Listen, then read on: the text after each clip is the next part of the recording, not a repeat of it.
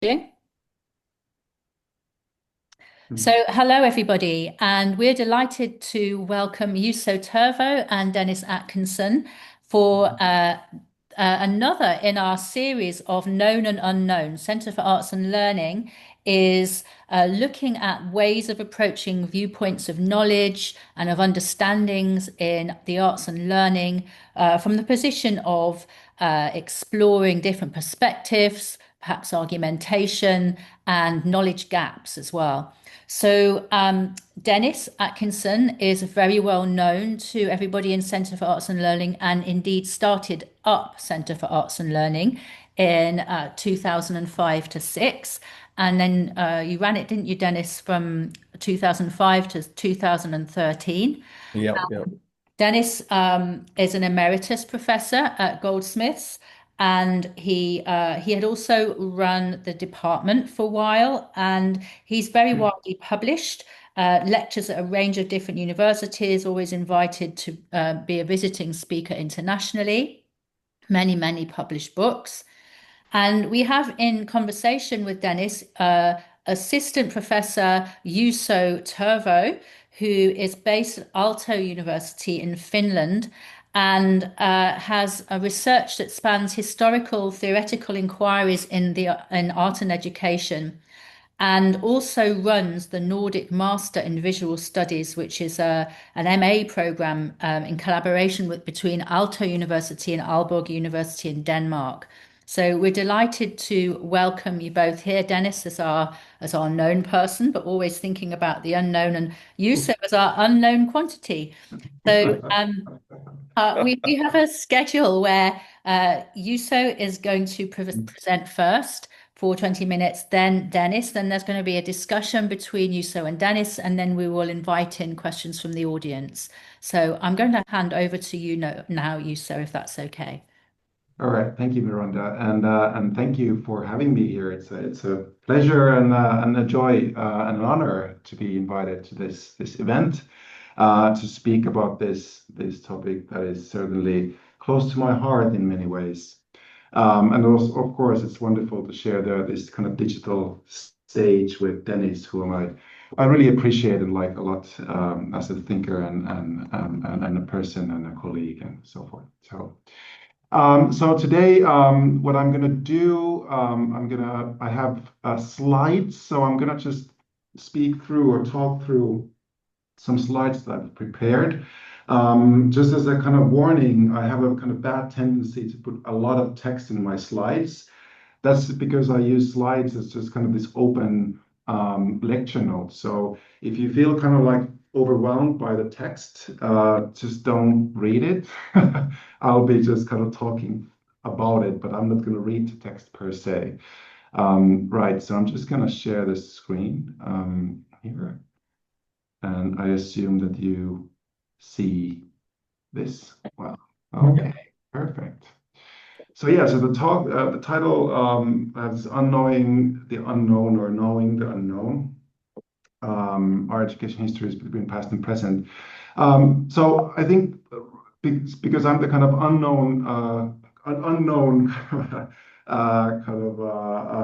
component in this constellation, I will start by saying something about my work in general. So if I usually need to say in a very consistent way what I do, I usually just say that I research, right? So I think and when I say I research, I kind of mean that I approach kind of our education research. I'm fascinated by our education research, and I approach it a bit like a philosopher of science approaches science.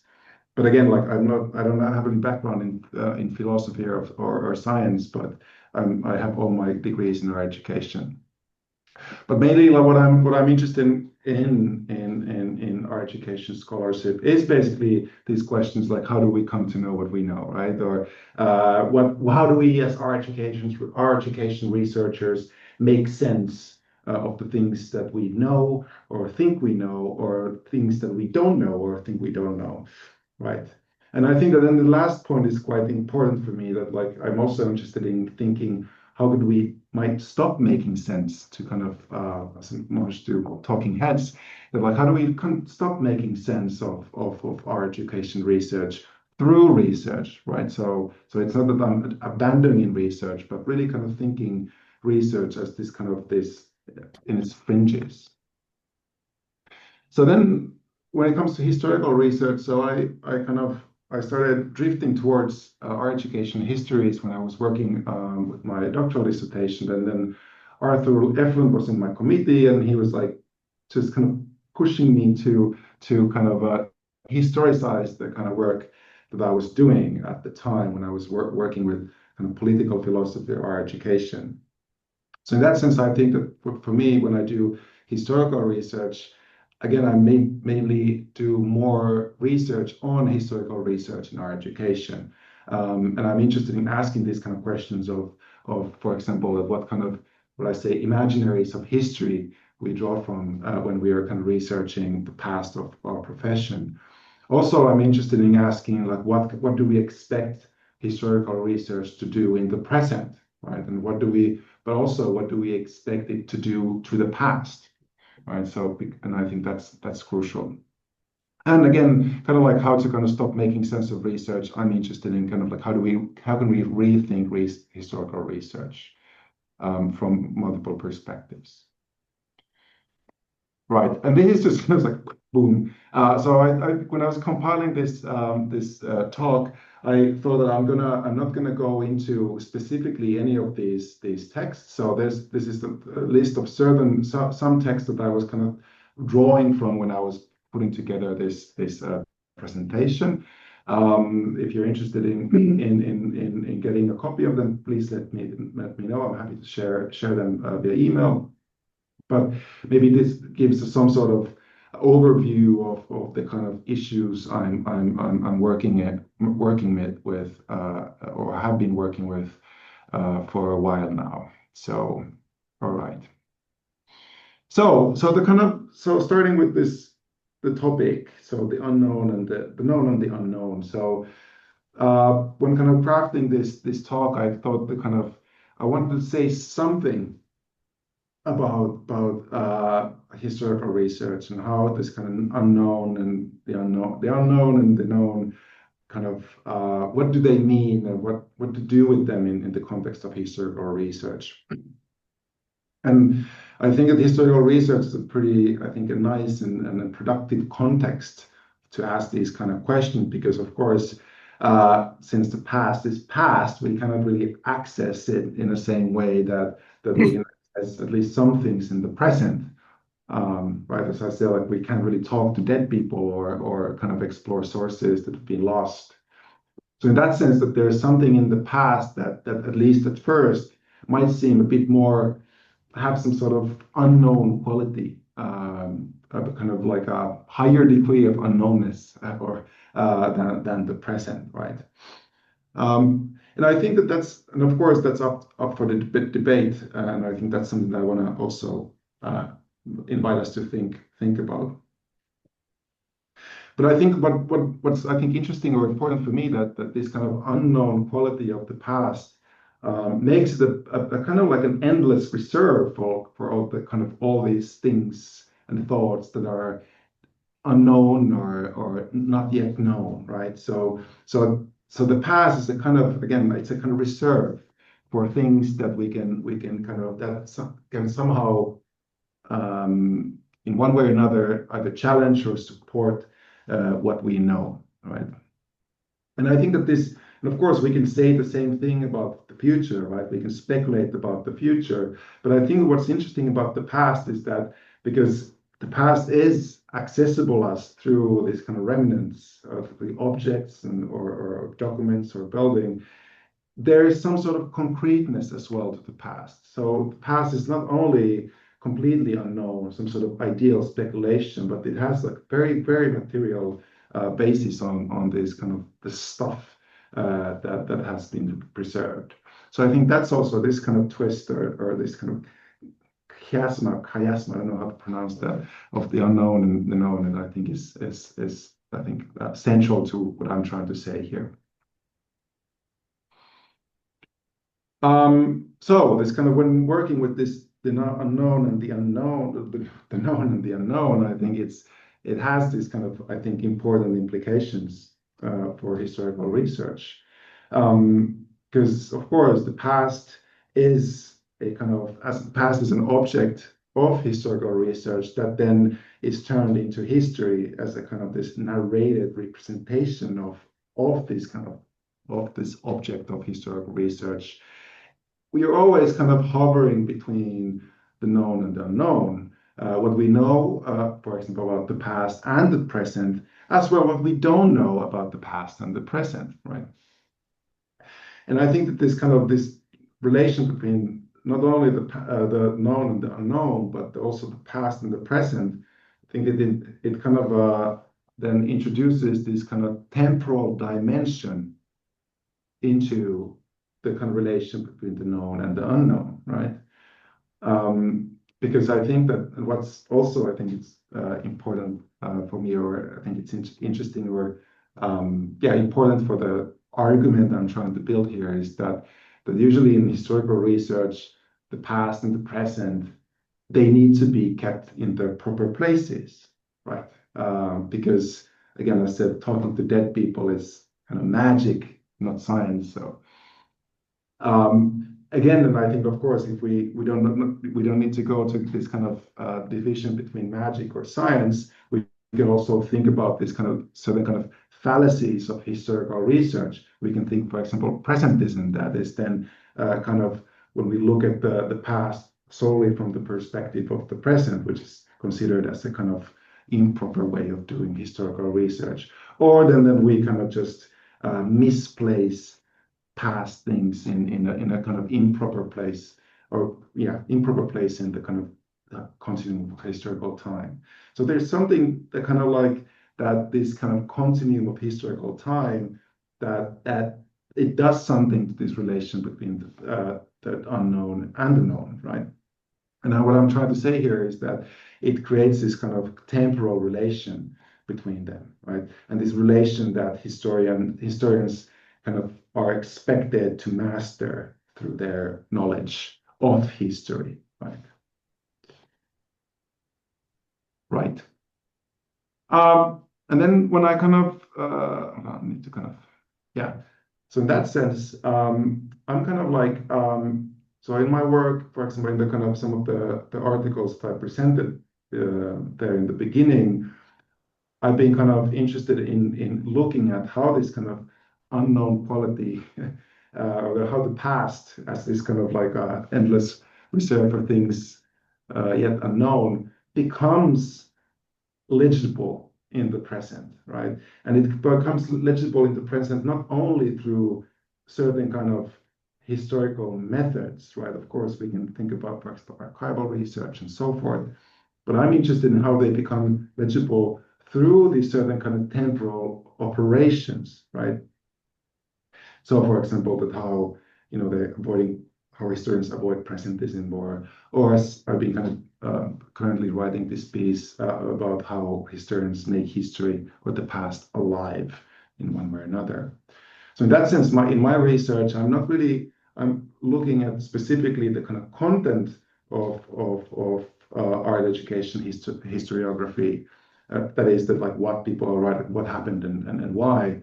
But I'm interested in this kind of like temporal imaginations that are at play in historians' work. So in that sense, that how the kind of past and the present come together when we ask the questions of what happened and why, right? So to put this in a very concrete term, how historians themselves place themselves in this continuum of historical time. And then one of the reasons why I'm doing this work is that I've noticed that there's really not that much discussion among art education, historical scholarship about questions of time and historical time. Even though it's a kind of an integral part of research, right? Because for me, historians are always in one way or another crafting time. So it seems to me that and this is a kind of maybe a claim that, of course, can be criticized, but I think that this notion of historical time sometimes is taken for granted. And what I mean by that is that even though, of course, our education historians are very aware that the past, that we will never know the past in its totality, right? It's always a representation that we're crafting, and it's always that it's partial and so forth. So there is that kind of element of unknowing in our relation to past. But still, we seem always still to know what history is and how it operates. And I think this is kind of one of the arguments I've been, or let's say things that I've been looking at in some of my pieces, that it seems that historical scholarship or history itself is something that it kind of strives towards the future that historians ought to make. And here we can, of course, think like George Santayana, this kind of those who kind of remember the past are condemned to repeat it, right? Which of course implies that the past can never or should not be, neither shouldn't be in the present nor in the future, right? The past belongs to the past.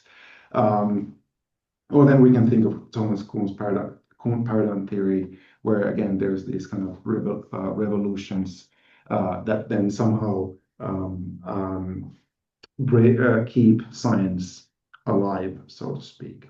And I'm bringing these two examples because these two are referred occasionally in our education histories as a kind of references to this kind of notion of historical time.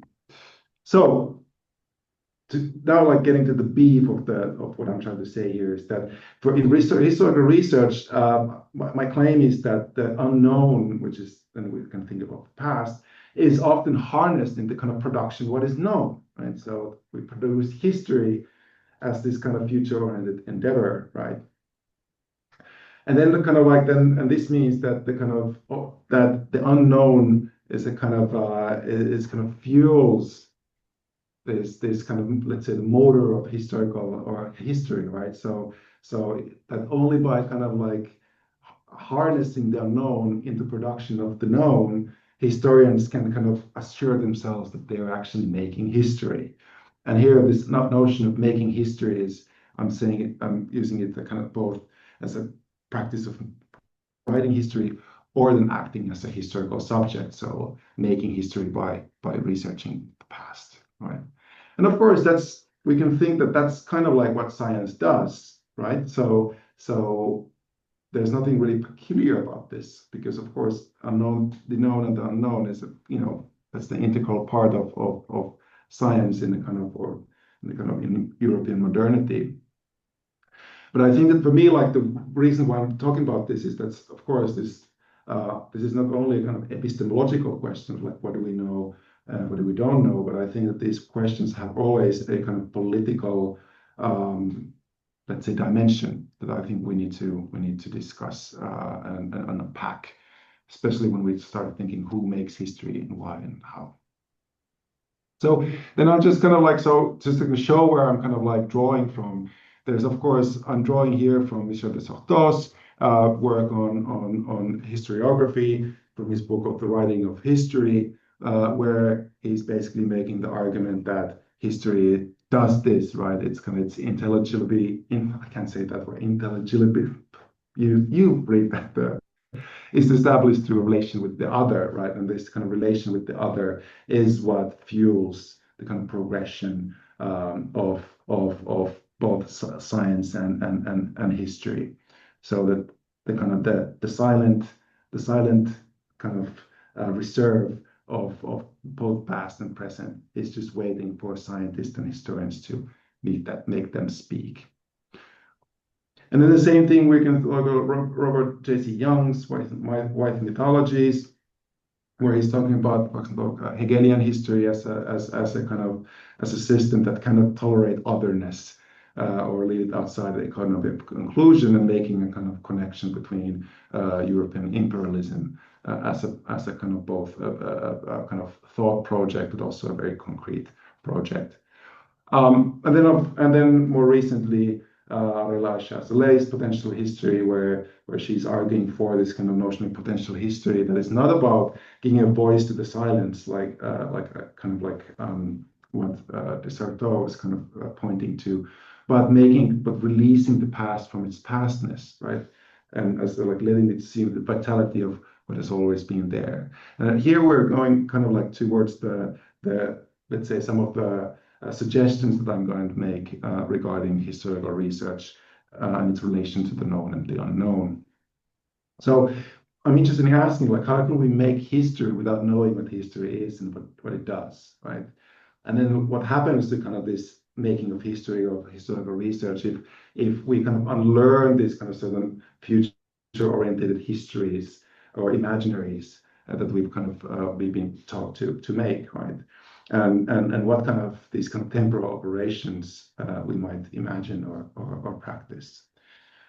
And I think it's important here to know that I'm not, of course, trying to transcendentalize the kind of past and turning it in this kind of complete unknown, like in some sort of apophatic kind of negative theology. But I think that there's something with time. I think that I'm interested in kind of or there's something that I think that we could do with our relationship with time. And I think that here, like, of course, we can go to Augustine's this kind of this very well known, very kind of question about or kind of statement about time that he really doesn't really. If someone asks him, he doesn't know, but if no one asks, then he knows.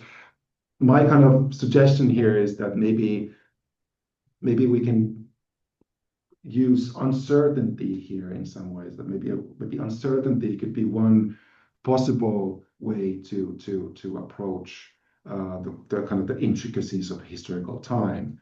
Because of course, if we think uncertainty is a kind of some sort of amalgamation between the known and the unknown, right? And with this uncertainty, I'm not saying that that it's kind of like it's some sort of way out from the kind of from the issues that I'm raising here. Because of course, I think if we think uncertainty, that is in the very core of this kind of this scientific imagination of what I'm kind of critical of with the kind of authors I'm drawing from. So I think that there's kind of this kind of uncertainty. Of course, it's not some sort of kind of philosopher's stone that provides us some answers or way out from these dilemmas. But I think that I think that what I'm trying to argue is that kind of maybe some sort of way in, so not way out, but way in to this kind of tension between the known and the unknown in historical research. Kind of like with Heisenberg's this kind of uncertainty principle, and of course I'm not a physicist, so I might be kind of this might be a very kind of very rudimentary kind of reading of that. But I think that there's something interesting about this unmeasurable coexistence of these kind of various temporalities of history, right? And very in the kind of historiography that, and what I'm trying to say here is that this historiography that is somehow uncertain of itself, right? So right, so then okay, so our education. So what's up? I haven't really talked about our education at all. But for me, I think what I'm trying to get here is that I think that for me at least, art and education are both offer these kind of ways to dig into things and thoughts, right? Or both known and unknown. And for me, they kind of together form this kind of science, or what I call this unscience, that may help to kind of embrace that may help science to embrace its own uncertainty, right? So in that sense, I think that for me as a kind of art educator, I think that at least for me, it's been kind of helpful and I think inspiring that I'm approaching historical research through this kind of double exposure from art and education, right?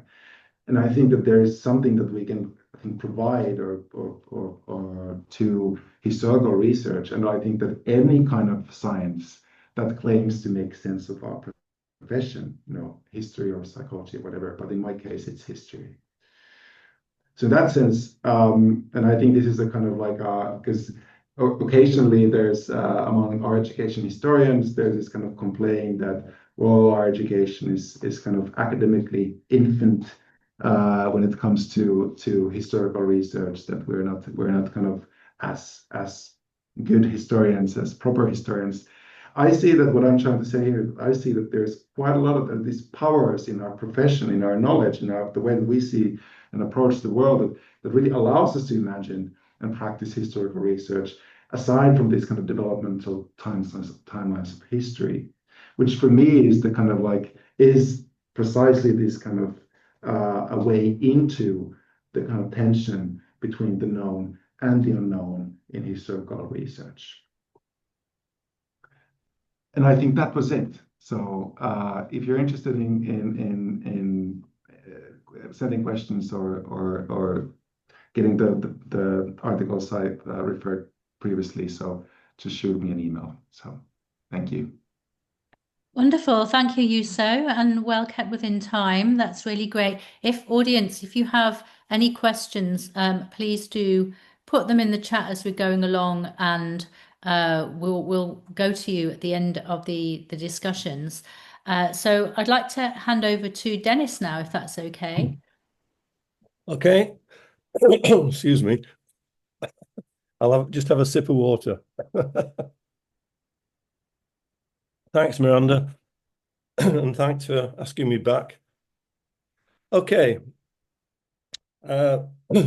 This brief piece, I want to begin this brief presentation on the known and the unknown, theme of this seminar, by recalling Etienne Souriau's writing on the notion of the work to be made and his notion of instauration, which I think have got important implications for pedagogy and education more generally.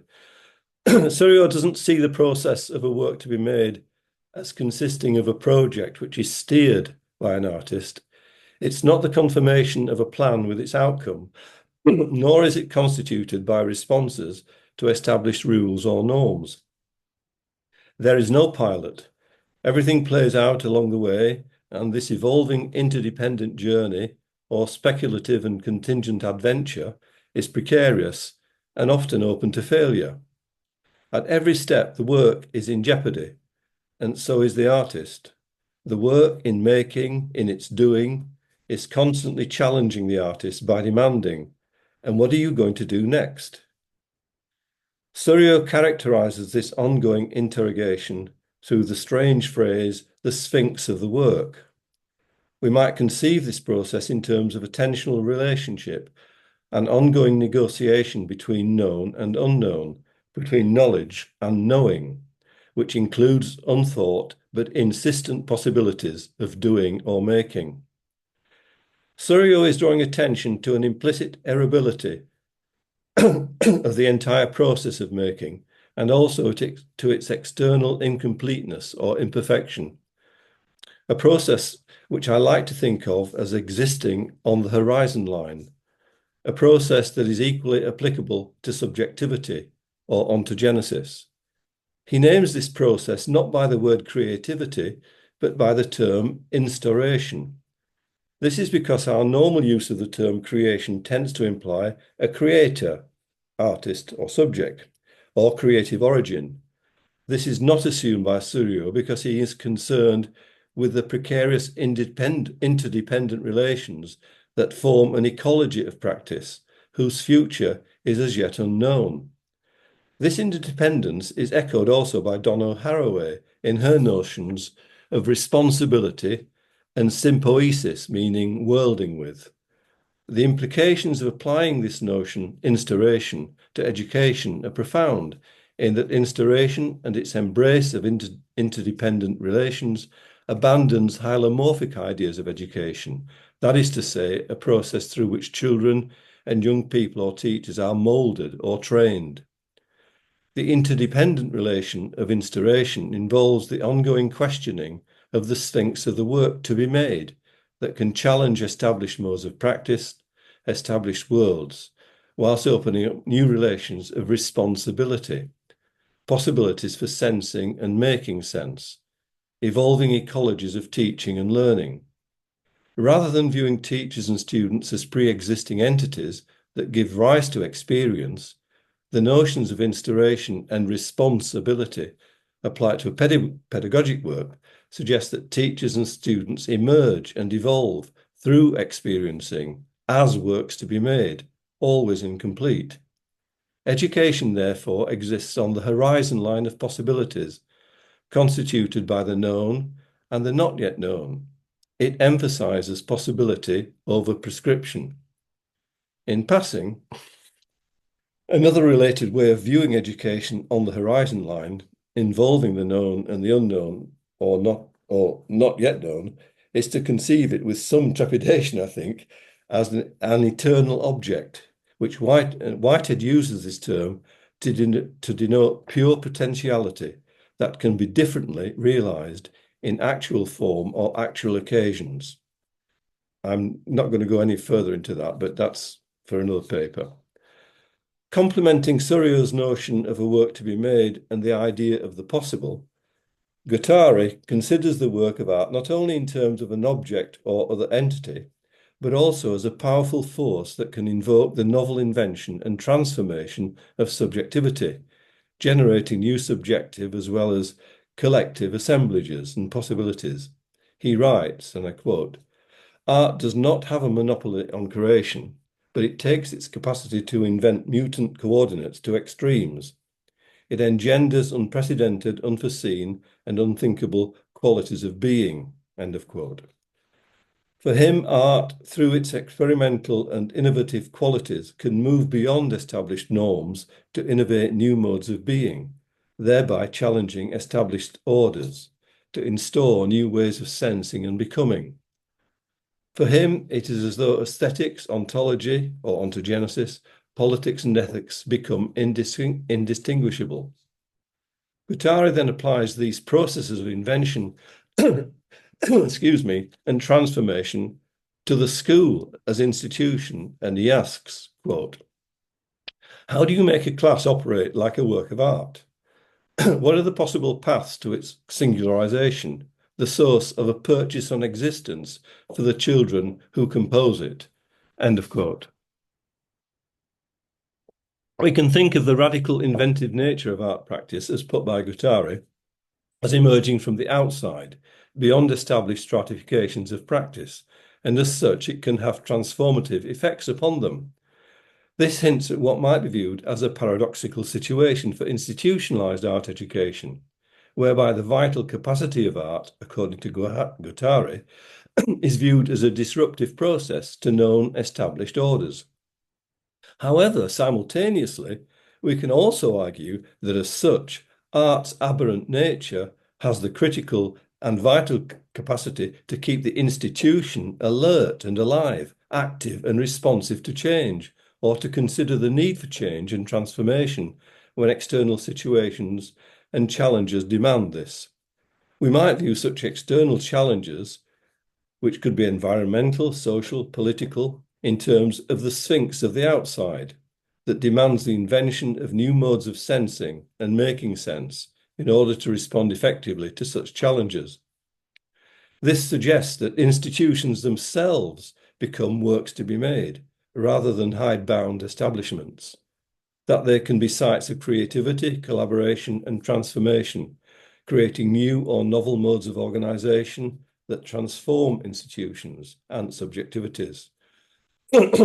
This mutable, critical, inventive notion of the institution might be taken on board, for example, in the light of current institutional curriculum reviews in England in relation to the challenges that currently task education and pedagogy. Pedagogy in this guise of responsivity is a work to be made, an aesthetic project that, although informed by established stratifications, may need to respond to the imminence of new demands and obligations, thereby invoking a culture of responsibility. This was pedagogy itself on the horizon line.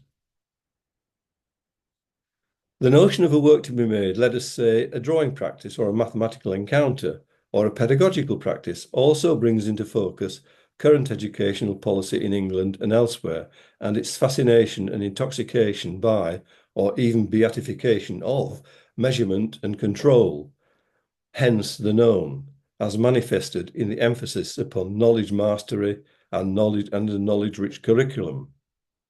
In contrast to this, what I would call a hylomorphic approach to teaching and learning that emphasizes the acquisition and testing of knowledge, perhaps we might also consider education on the horizon line as a more mutable process involving speculation, sympoiesis, that is to say, worlding with, and responsibility, a process that focuses upon responding to modes of knowing and doing and their differences, that is to say, the as yet unknown.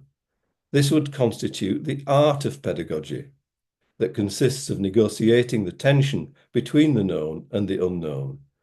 The interdependence of responsibility from Haraway implies the notions of importance, appreciation, and curiosity. Some questions arise from this.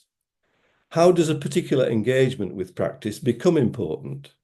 What does a teacher's response make important? What does a curriculum make important? What does it treat as unimportant and thereby strategically or unconsciously ignore? Do our pedagogic practices function in terms of space creation or space control? This is not to marginalize the importance of knowledge or to view it in negative or reductive terms, but rather to advocate a concern for existential processes of knowing and their diverse possibilities, hence the mutable notion of education on the horizon line. Pedagogic work involves the task of imparting established modes of knowledge, but also, crucially, being obligated to respond to existential differences and divergences of knowing, of sensing, and making sense, and the possibilities that may ensue. Should the current emphasis upon the acquisition of established knowledge be balanced by a concern for the existential aesthesis of knowing and doing? This brings to the fore the split between immanent processes of aesthesis and what I call established aestheticization that may be anesthetized to some of the former. Aesthesis refers to the senses, to sensing, but also to the process of making sense. It refers to the multiple and sometimes unknown ways of sensing and valuing that may lie outside of established aestheticization and values. Contrast the multiple modes of aesthesis and their immanent values present in an educational setting with the established aestheticization or hyper-aestheticization and transcendent values of a curriculum, its content and standards. There may be difficulties or conflicts when individual immanent processes of aesthesis are conceived or defined through the categories and concepts of established aestheticization. Institutional aestheticization may inadvertently misconceive local processes of aesthesis, which are then lost. In the words of Guattari, do we therefore require a new aesthetic paradigm that tries to avoid the reduction of the complexity of plural processes of aesthesis, of multifarious worlds of feeling and value, in order to understand them? We might contrast established modes of aestheticization in art education, the known, with the multifarious and sometimes radical aesthesis of art's doing and making, that which may be unknown. Would a new aesthetic paradigm involve an aesthetics of the outside, in that it attempts to accommodate what lies beyond established transcendent modes of aestheticization, a creation of values rather than a reproduction?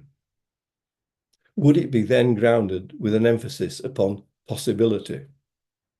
It is not then simply a matter of thinking ourselves into an outside aesthesis, but of groping and speculating, experimenting with and feeling the unknown, trying to respond to what Guattari calls affective contamination that may arise and precipitate other modes of thinking, sensing, and valuing. The importance of this thesis, its multiplicity of values and modes of expression, raises the way in which we conceive art itself, perhaps the way in which we conceive education. This is because aesthetic process aesthetic processes do not confine themselves to established universes of value, but involve ongoing and not yet known processes of aesthesis, sensing and creating value, that, in the words of Guattari, engender as yet unknown and unthinkable qualities of being. The art of pedagogy emphasizes the opportunity for students to explore and move around situations, to formulate their own questions, explore their individual modes of aesthesis as they move towards outcomes. It is therefore space creating rather than controlling. In art education, does this suggest a constant state of tension between established knowledge and local existential processes of knowing, doing art?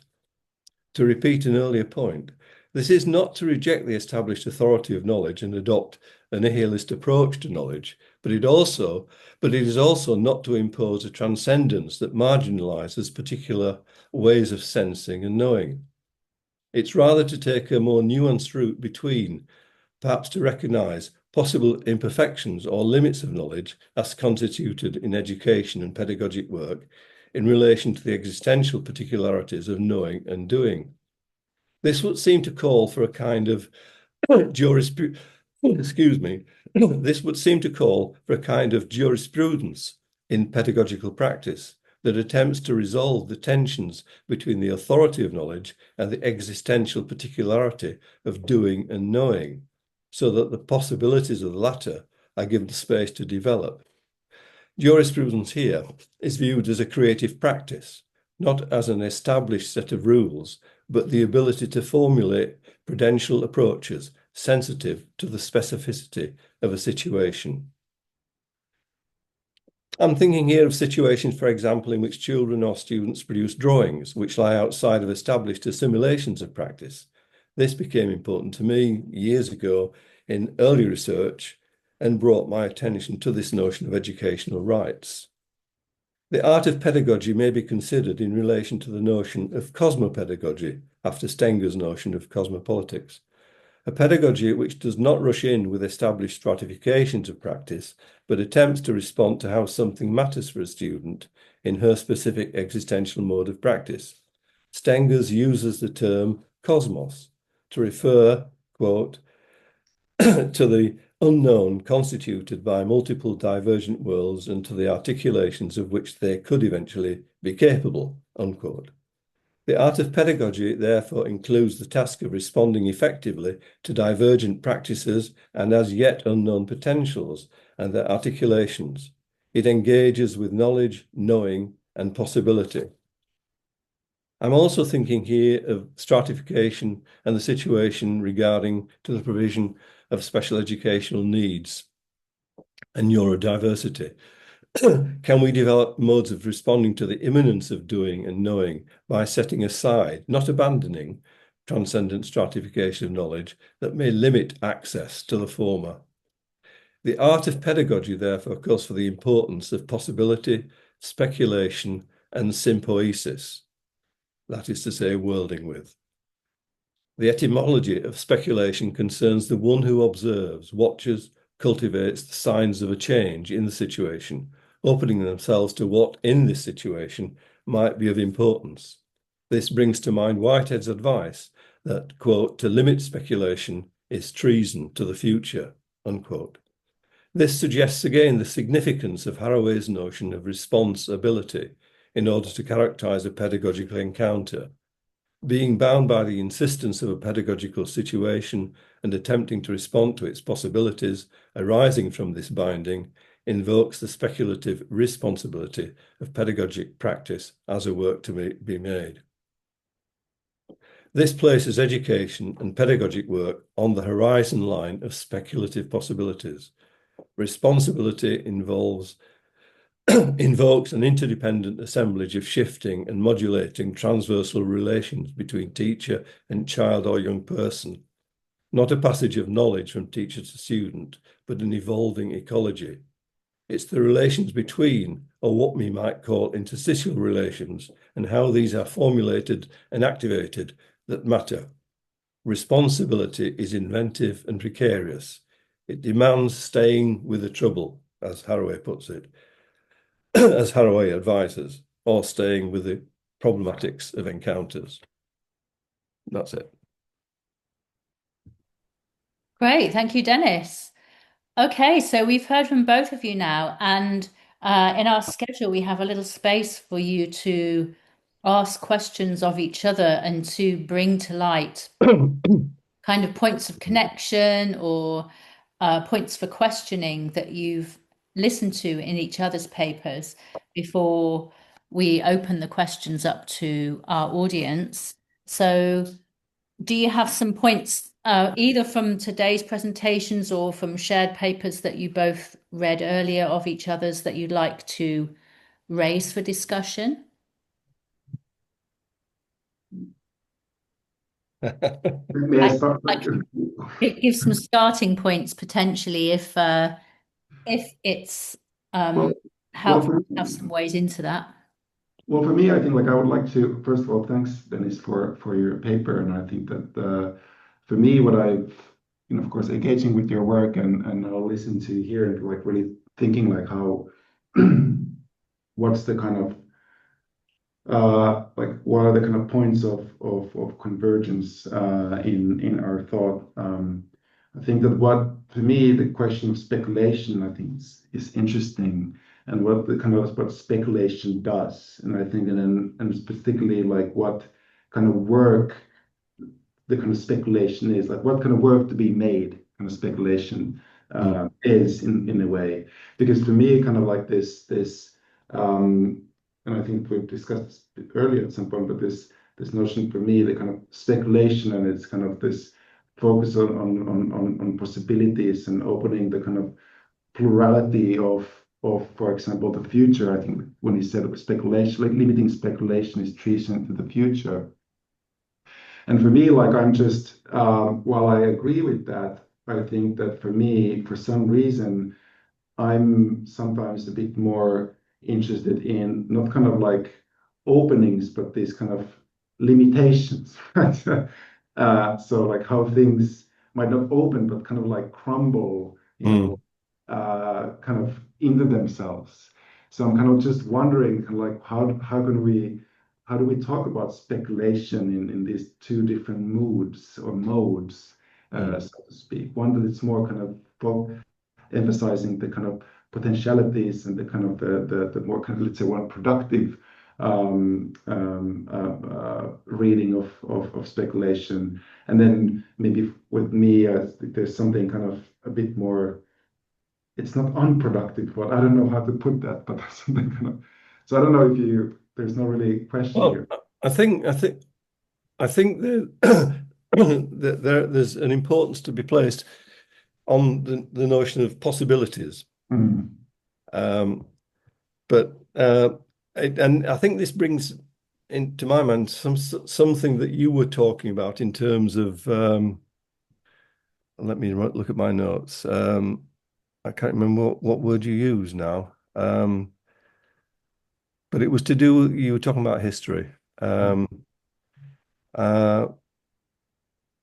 anyway, but it seems to me that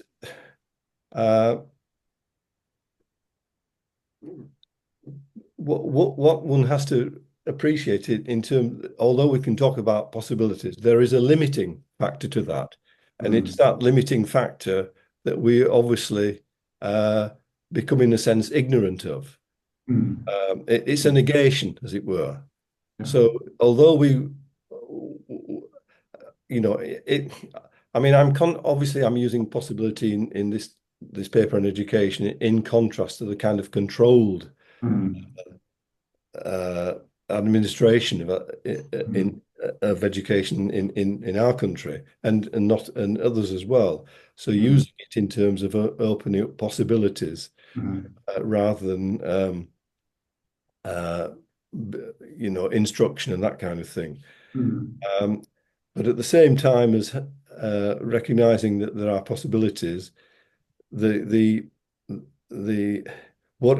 is it that one also misses out?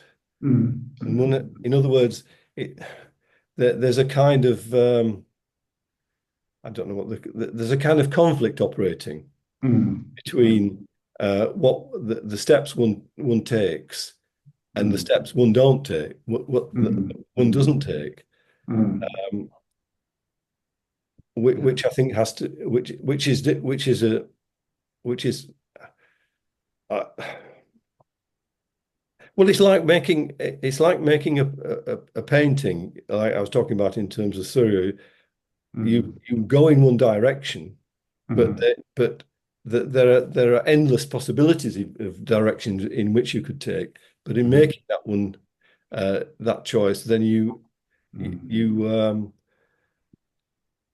okay, I'm losing my thought here. But you're creating a world, but it's also based upon negation as well as possibility.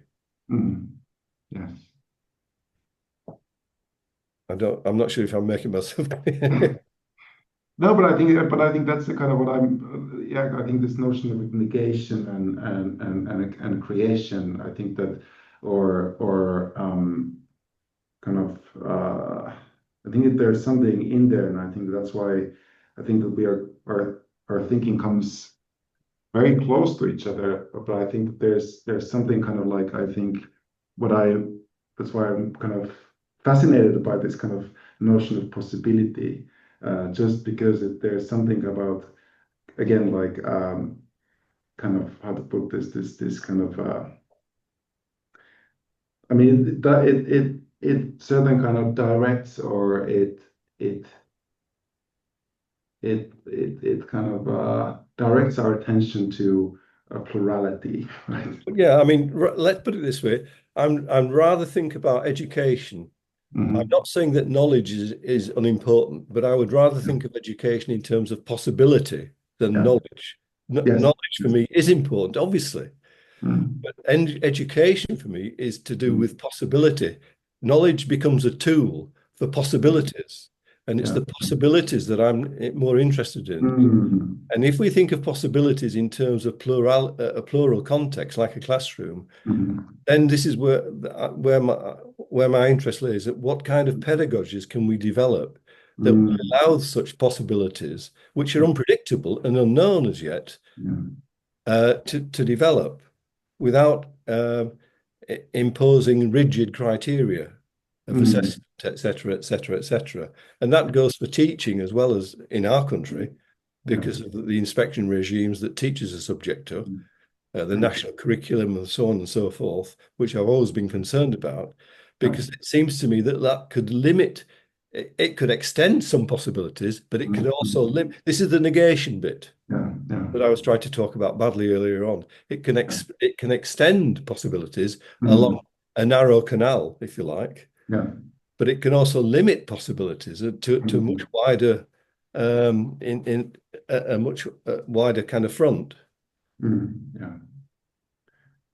Yeah, and for me, I think like this, what you said about this kind of unpredictability of possibility, I think that's where I think, like, I feel like that's where I think that I can see the strong connection between what we're talking about, because I think this unpredictability. So, because of course we can think the possibility as something that just it's just kind of dormant somewhere and then it's actualizes and somebody's actualizing that possibility, and then then we are again in this kind of like certain kind of circle of one could say this kind of actualizing potentials, right? But I think that there's something in there that the kind of if education is about I really like it's not like education is not about knowledge but possibility, and it's this possibility is for something kind of unpredictable to occur, but also something unpredictable, like unpredictable to also the wither away, somewhere.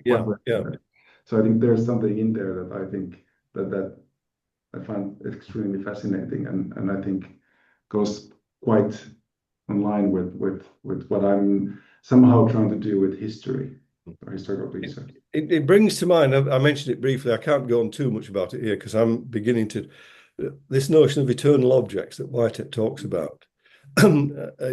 Difficult. It's not a very, it's to do with pure potential.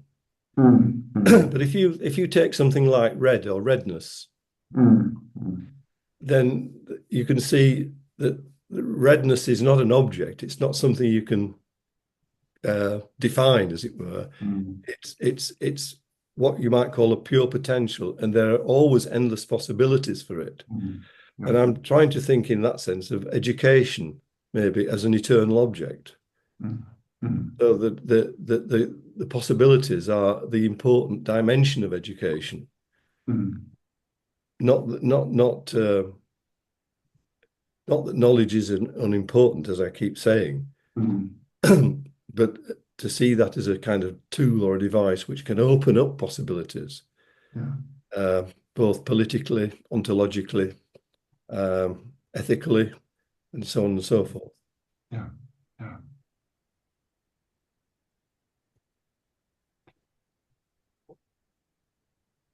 I don't know whether. Yeah, I'm just kind of thinking in terms of like maybe because another thing I'm just trying to kind of make a connection because one of the other things that I've noticed that you used when you talk about education on the horizon line and for me also this notion of horizon that how we talk about the horizon as a kind of if we talk about horizon of possibilities and this kind of and also this work to be made work to be which again involves this kind of this emergent kind of something as a emergent quality, emergent mode of thinking, of acting, of being, and so forth.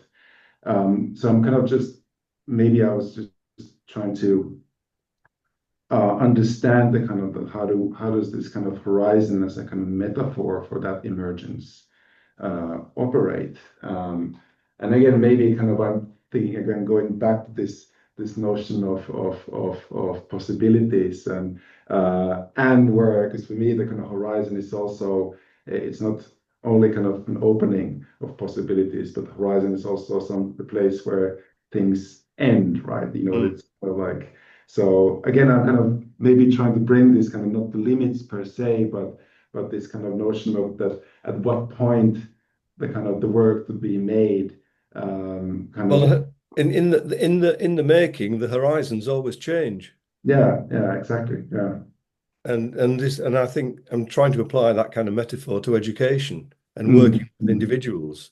Yeah. And you know, in and this important notion of symbiosis, this from Donna Haraway, this which means she's using to suggest this notion of worlding with. So it's making with, it's worlding with, it's an interdependent relationship. Yes. Which whose horizons are always changing. Yeah.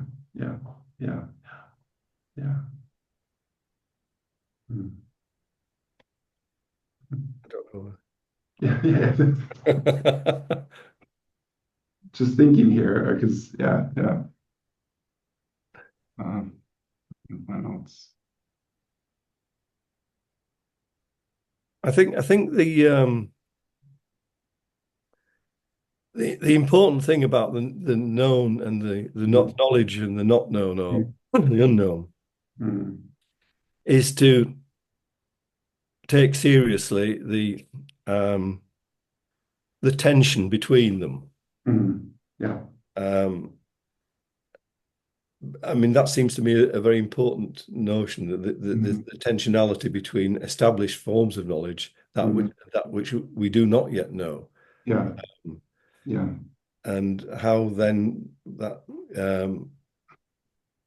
new possibilities might emerge. Yeah, and I think that kind of maybe brings up some of the kind of maybe some of the work that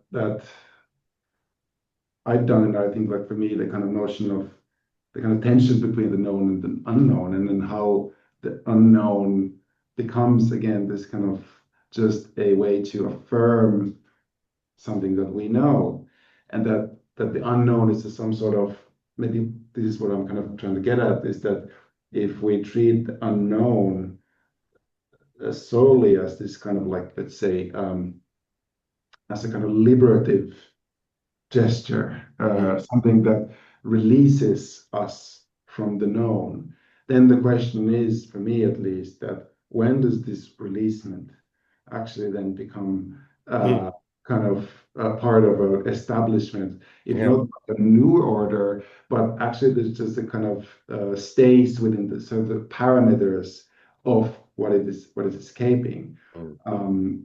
And for me, that's why sometimes I'm a bit kind of hesitant to talk about, for example, that the kind of this or juxtapose, for example, a kind of order with you know let's put this like what's the like order with like not chaos per se, but to have these kind of, let's say, narratives of liberation that somehow assign, and especially in historical research or historical imagination, we tend to think this liberation as some sort of a, if not in terms of historical progress, but at least that's something that you're leaving behind. And for me, what fascinates me and what I try to argue or somehow at least speculate with is that if we think about this, what I would here call like liberation or the opening of possibilities, not in terms of kind of some sort of leap towards the future, but at least some sort of, but rather engagement Mm. with the kind of with the past in ways that then maybe does something to the past as well as the Mm. present. Mm. The kind of shifts our Mm.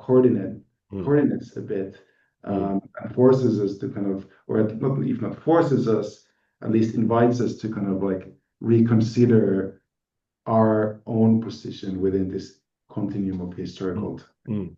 Which is to do with this notion of changing horizons. You don't lose the past. You know, Yeah, yeah, you yeah. don't give. I don't give up on a particular skill or whatever it is, or not piece of knowledge. That's always there, as it Yeah. were. But the movements that one makes, or the possibilities that one can be opened up, Yeah. then change the horizon, as it were. Yeah, yeah, yeah, yeah, yeah, yeah. Because I think, like for me, the horizon is kind of like it's. What I also like about the kind of metaphor of horizon, because horizon, if you, of course, depending where you stand, it's kind of like everywhere, right? It's kind of it's in all directions, and I think there's something beautiful about that movement, and I think that goes into what you said about the lines, that drawing lines. You can Yeah. have multiple possibilities to draw lines. I mean, Uh, the other thing which I haven't mentioned, because we've been focusing upon this, well, fair enough, knowledge and the unknown, yeah. is the different modes of knowing, which Merleau-Ponty and other people were Mm, pointing to towards the end of his life. So mm, we're not just talking about cognition, yeah. we're talking about sensation, we're talking about knowing through seeing, knowing through hearing, knowing through feeling, etc., etc. So it is quite a complex dynamic, as it were, Yeah. and how one's uh, how how different modes of knowing impact upon each other. Yes. Yeah. Yeah. Yeah. Which is, I think, Which then brings into question the kinds of the modes of interdependence and interrelations that we can develop. yeah. So drawing in ethical and political issues as well, Mm, when you open up this the idea of different modes of knowing. yeah. Yeah. Which I think that for me, like at least, and like this notion of like making sense, which you also Aesthesis, yeah. multiple time and connected to aesthesis, and for me, this kind of notion of making sense has also been crucial, and also particularly with this again this with this reference to talking heads, this kind of the notion that we can also stop making sense of things.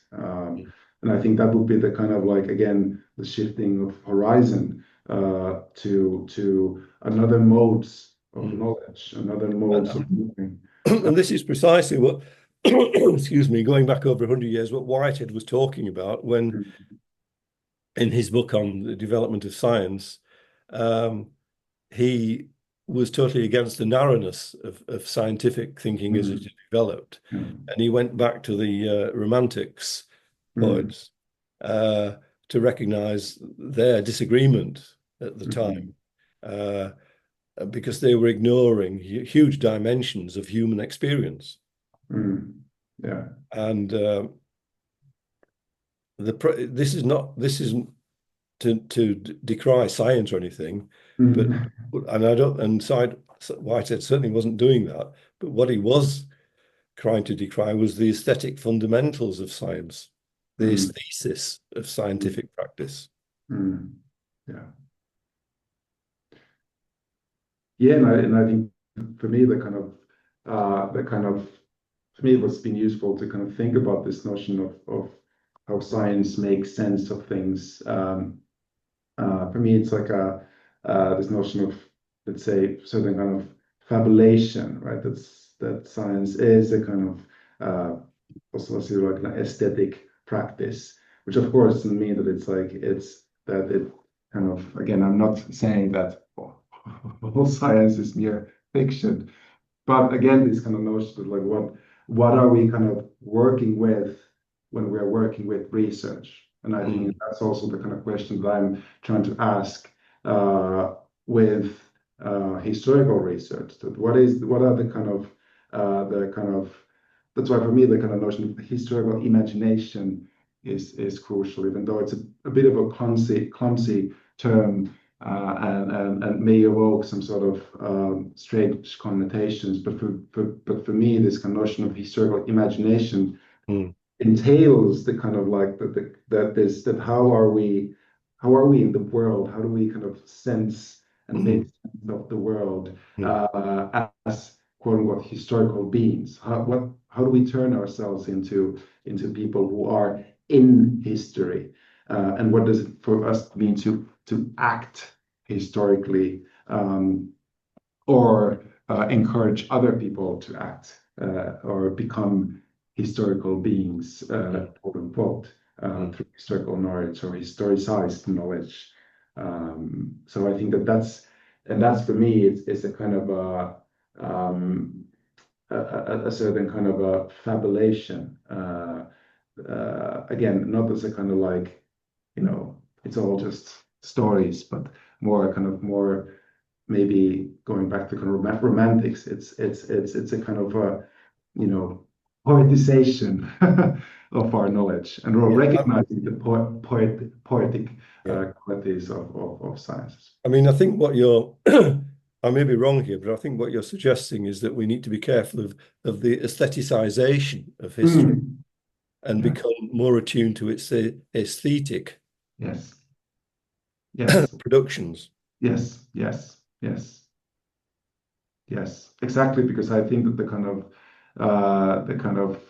and this is a kind of a very, let's say, a very simple example, but let's say that about science. But what I also always felt fascinated about when working with master degree students on their master's thesis, they seem to have a very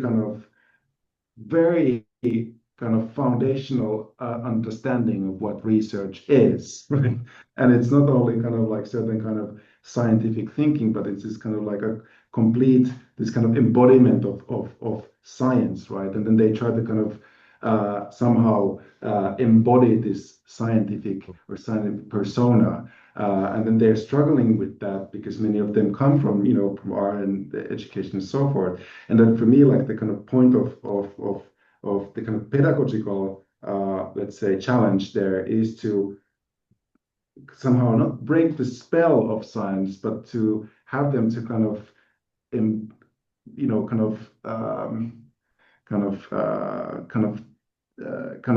focus on how to put this, like they have to kind of work with this, maybe what you call like not with this kind of established authority of science with capital S, but it's more this kind of local situated specificity of their that's the doing. This is to do with the you get the similar kind of thing happening with PhD theses and their specific aestheticized form Yes. An introduction, you have a methodology, you have blah, blah, blah. And so you have this standardized, aestheticized form Yes. of the production of a Yeah. PhD thesis. And I remember getting into trouble once or twice when some of my students didn't have that form with examiners. But what was important for me was that the process of research determined its own form, if I can put it in simple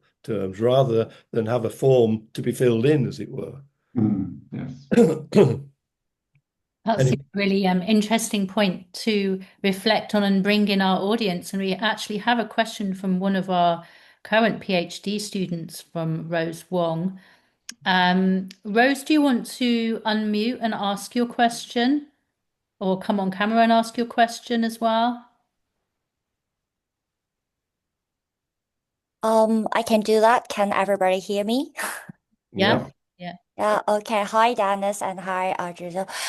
This is question that because we are talking about the known and unknown, and we also mentioned that the knowledge and the known could be served as a tool. So I wonder, like, because recently I'm working on Manning's idea of modality of engagement, and I wonder how could it be related? Because I think maybe the known and the knowledge at certain point could serve as an entry too. So I mean, at certain point among many points that Dennis has just mentioned could be served as a modality of engagement. Like you always use the example of painting, like first layer of the painting that we always know that it will be amended or even cover or even like twisted, but it still serve as something there to dialogue with, and so that we can open possibility for the next step. So could that serve as like the first layer can be a metaphor of the knowledge and the known, but also allows like speculation for the possibility and unknown. Could it be understood in that way? Yeah, this is my questions. Thank you, Rose. Yes, I mean, I think you're right, Rose. I mean, excuse me. It's the one obviously starts when one's making a painting with something, but then, as you say, you put down the first layer, but then questions begin to arise from the painting in terms of what Surya was saying, challenging the artist. So it's this notion of interdependence. What are you going to do next? And so one starts to make different moves and so on. And so there is this tension all the time between what's done and and in the doing, without any clear understanding of which way it's going to go until you get to the end. So yes, to answer your question, it moves from, if you like, a known position which you've established, but then it moves on to unknown positions, which are because of the challenge of the painting.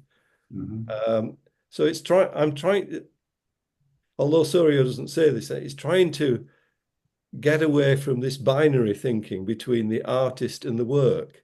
It's to do with the notion of interdependence that exists. And that interdependence is ongoing and somewhat predictable, but somewhat unpredictable and challenging. And so the work proceeds in that kind of way. If that answers your question. Yeah, it really does. I think what you've just mentioned there is I think it's like it's not the artist or the word itself, but the relation between the artist and the word and the and something there. So yeah, yeah. And Donna the Haraway happening. gives this really nice example of the cat's cradle game, where two people are engaged. Do you know the game? I don't, if you can explain a little bit. Oh God. We referenced that in the MA, actually, Dennis, Yeah. in relation, and she talks about a kind of parallel with string theory as Yeah. an incomplete theory of everything, in the same way that cat's cradle, well, and then brings in the cat's cradle as a theory of practice.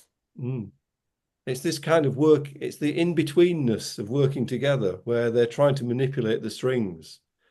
Oh, I know the game, the string Yeah. game. Yeah. Mm.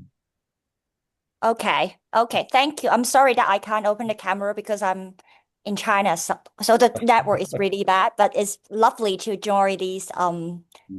lovely to join these talk and meeting you guys. Yeah. Mm. Thank you very much. Thanks, Rose. Dave, you've come on camera. Do you have a question there? See Dave Okuli. Do you have a question? Yes, I have a question. I'm going to share it in the chat. I apologize for accidentally turning on the video while going through this process, but I could put it in the chat right now for us Mm. so we can look at that instead of me. Do you want to read your question? So, because on the recording, they won't see it. Mm. I apologize, but question is for both. I'm interested in both the challenging and more hopefully positive possibilities referring global political dynamics that we're all dealing with, and how this challenges or reshapes the work of historical education researchers, particularly in predictable contexts where the governments are seeking to suppress or revise uncomfortable historical truths, denying the legitimacy of the Mm. academic. So, without turning this into a dour end note, what are some of the positive aspects of how you're engaging with this challenge? Thank Mm. you. Mm. Good question. And I think that at least if I may maybe begin, like I think for me, it actually relates to the previous question about the kind of, let's say, modality of engagement. And I was kind of thinking that it's always very difficult to say that what are we actually engaging with, right? And it takes time to kind of figure out when we're doing our work, when we're doing our research, what is the kind of course I can write history, but what is the actual thing I'm engaged with my work. And I think that for me, the kind of the in these current times, which is of course very, daunting times and suppressing times and uncomfortable times, I think that for me, the kind of the kind of for me the kind of work, or let's say one of the aims is to how do I put this, to kind of, this sounds this might sound strange, but really kind of engage with the phenomena, engage with these questions in a way that in a kind of, how to say, in a not hidden. I mean, like I'm just trying to find like another word for hidden, but like in a but that would require that it's like completely hidden. I'm just trying to understand what be able, or trying to get at the term that that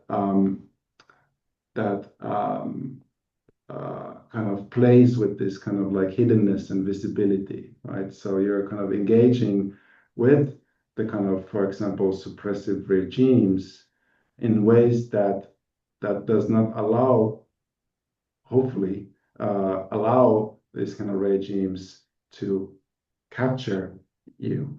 But of course, this is a kind of very problematic strategy because then it might turn into complicity, right? So I think for me, it's like it is a kind of an ongoing challenge how to really at the same time attack and hide these kind of these current suppressive political climates. So I don't know if I'm kind of giving any answer, but I think that that's the kind of maybe certain kind of approach that at least I hope to practice in one way or another in my scholarship. Thank you very much. Thank you for that response, Juuso, as well. Do we have some more questions from the audience? I've got something to draw attention to and to ask a question about in terms of you talked about the chiasma of the unknown, Juuso, and Dennis, you talk about the sphinx of the unknown, and there's this kind of the preservation of mystery or excitement through that. And in some ways, arts practice potentially could enable a sort of speculative form or layers of ambiguity where the interpretations so potentially in an art crit you might hear somebody say, oh, that's too direct, or it's just not complex enough, so that potentially that there is purposefully a creation of this chiasma or sphinx that is materialized actually in the work that's made, um, and that's meant to be experienced through different interpretations. And I wondered if that potentially relates to what you were saying as art being an unscience. Mhm. I just wondered if you wanted to say anything about that as a potential Mhm. connection. Yes, yeah, I think that this and this is something I was kind of thinking earlier. I think this notion of unscience and kind of ambiguity and all this, what I'm, at least for me, what I'm trying to get at is the that one of our professor emeritus, Juha Varta, like he published this book some time ago about related to artistic research called Otherwise Than Knowing, or otherwise knowledge. I can't remember. But anyway, so I think he was just proposing this kind of question that when we talk about artistic practice, when we talk about artistic research, and here specifically research, does it make sense to talk about knowledge, or what does it mean to talk about knowledge? What does it kind of offer us? And then what might it mean to kind of shift the terminology to something else? Of course, then we can talk about sensations or whatnot, or process. But for me, I think that one of the reasons why I'm kind of talking about unscience is this kind of notion that, for me at least, both art and education. So for me, it's like education is as kind of mysterious as art. So I think that Mhm. we need to put that in the table, that they both kind of like undo their own science, right? There's a possibility for them to both to undo the science that tries to kind of like let's say kind of make sense of them. And of course, I think, and again, like I hope that I don't sound too kind of mystical or say that, oh, there's something kind of like some hidden some sort of secret in both art and education. But I think for me, there is a kind of maybe possibility, to use Dennis's terminology, possibility to use our research on art education exactly to kind of not to establish them as the kind of this objects of knowledge, but de-establish their objectness as kind of as kind of as objects of knowledge. I don't know if this makes sense. That seems to me, in one of the papers that you wrote, you use this notion of strategic ignorance, Yeah. which I think relates to what you're saying in terms of, or we might use the term innocent ignorance it's in terms of having a kind of a unconsciousness towards how things are being formed, and who is included in the forming and who is excluded in the forming. This goes back to the last question about reshaping the work.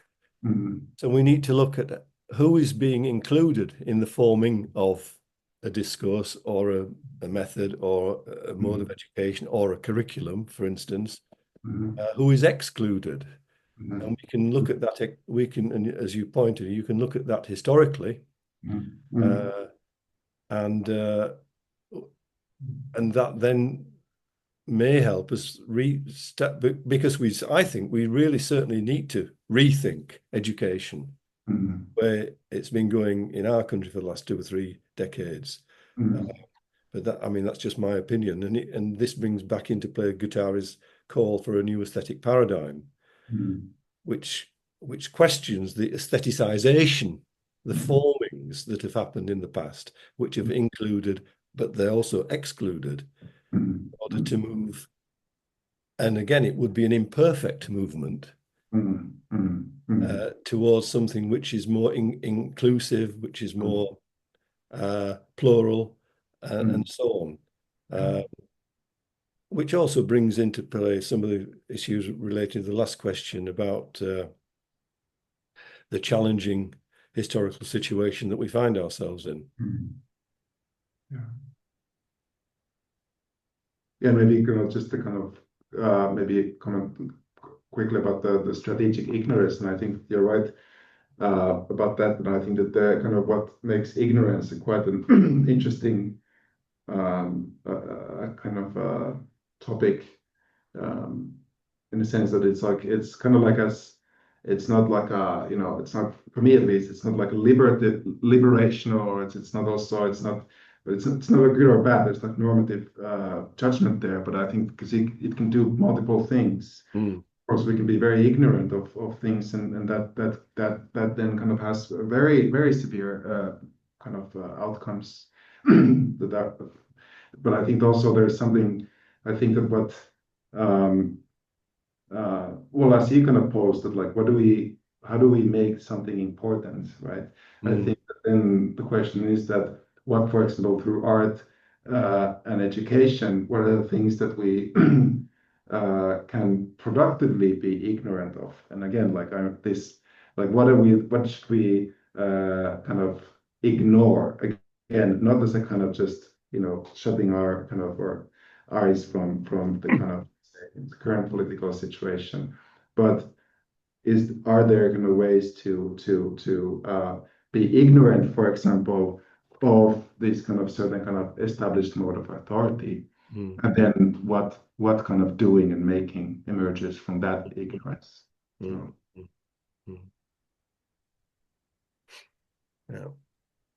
Yeah, I mean, there's certainly many routes we could take this discussion on in terms of the multiplicity and the questions also that you raise for yourselves. I mean, one that cropped up in a paper, Dennis, that you sent was how can a student continue to reinvent themselves, herself in educational encounters along individual, collective, and convivial pathways, which is an interesting question, isn't it? Because sometimes the continual reinvention is frowned upon, and it's like, well, you need your solid body of work. It needs to be identifiable. Oh, you're just reinventing yourself, that kind of thing. It's something I heard as a student. But so that sense that the questions that you pose yourself, that you raise for yourselves, can also be revisited in different contexts, like in the context of this discussion, and things that you may have answered in some ways then add on new contexts, new meanings, new ways of interpretation, as you have done in this discussion. So we've just got a couple of minutes left. I don't know if you wanted to reflect on that before we wrap up, and then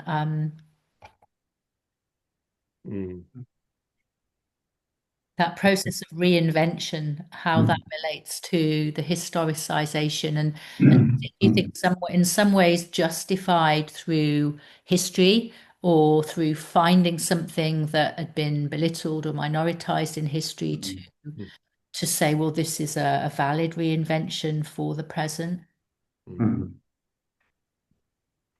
Well, maybe for me, like, because I'm currently writing this kind of a piece on notion of revitalizing our education histories, and also this kind of notion of living history that has been this kind of discussion in the past decade or so. And I'm fascinated about that kind of notion that there's something what you call the reinvention, but also this revitalization, that there's something that we can, when we are returning, right, to something, reinventing or revitalizing, or to this return to something previously, for example, forgotten, or previously ignored, or previously, let's say, thought as some sort of quote unquote common sense, but then interpreting that, and then combining that with the notion of revisionism, right? That we have like revisionist thinkers and revisionaries who are changing the course of the history and changing the course of the field. And what I'm trying to do in that paper is to see that what does this, like how to actually understand this notion of return that then paves the way for a future. And is there another way to return that might not imply this kind of future-oriented thought in the same way that some of this discourse or this terminology implies. I don't know if I'm answering your question, but I think that there's something interesting going on there with this notion of this revisiting, revitalizing, revisioning our field. So much, Juuso. There, yeah. I mean, there is a lot there, and I actually do have to wrap up now. But for us to end on your question, Dennis, I hope that's okay. Unless you want to, do you want to chip in something about that before? I'm not so sure about the word reinvention. I'm more in tune with people like Simondon who talk about ontogenesis and this ongoing process of ontogenesis, which in which one is it's to do again with this notion of possibility and opening up possibilities, which involve the known, but certainly the unknown and uncertainty. And we have to accept that. Well, thank you both so much. And as I said, this is recorded so that people can revisit and reinvent and recontextualize what you said. It's been really great to be with both of you as thinkers and reflecting on arts education and histories of arts education today. And yeah, I will send, if with your permission, I will also send out to the registered attendees the papers that you shared, or potentially just the published papers that you shared, so that they can also have that way in those ways into your thinking as well. Okay. Thank you both so much. Okay, thanks for asking. Yes. Take care. Take care. Bye See you, Juuso. Take care. Dennis, bye. See you around.